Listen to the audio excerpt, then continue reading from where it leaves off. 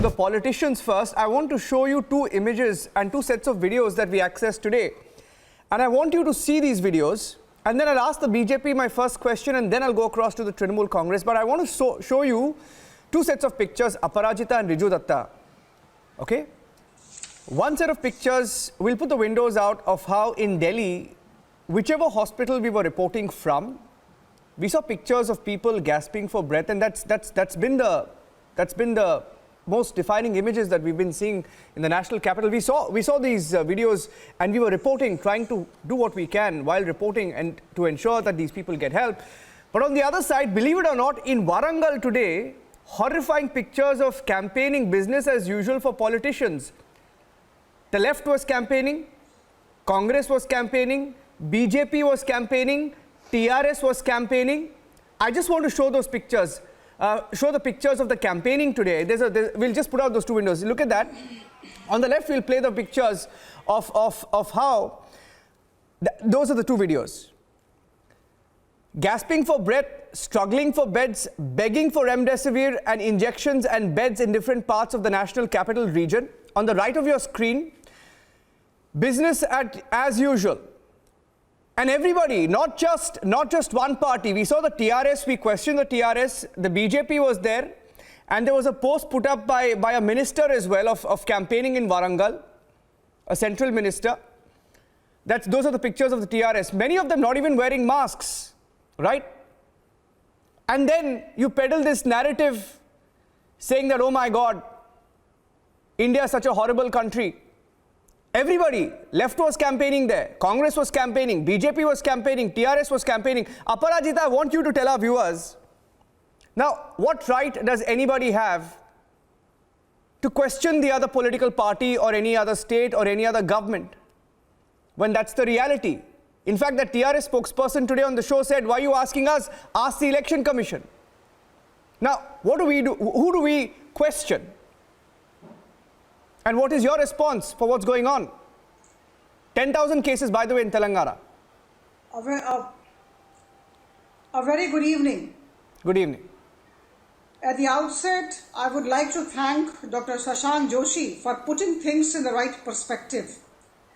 His words were music to the ears, and very rightly he acknowledged that the government was putting its best efforts, and this is not the time to name and shame the government, but it is the time for all of us to work together.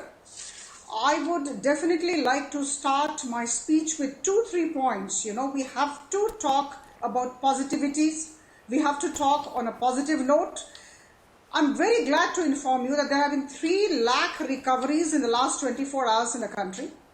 There are 8 states / union territories where there has not been any death in the last 24 hours. Number 3, the cumulative fertility rate in India has come down to 1.12%.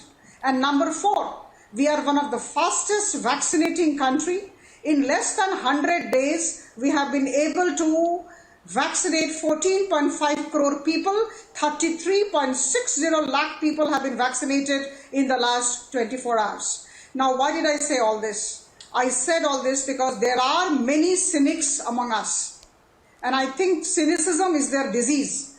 Some people are also there in the debate. I'm sure they will be coming up with their own statements. But let me tell you that whatever is right and whatever is wrong when the government and others are putting in good efforts. Government doesn't only mean central government.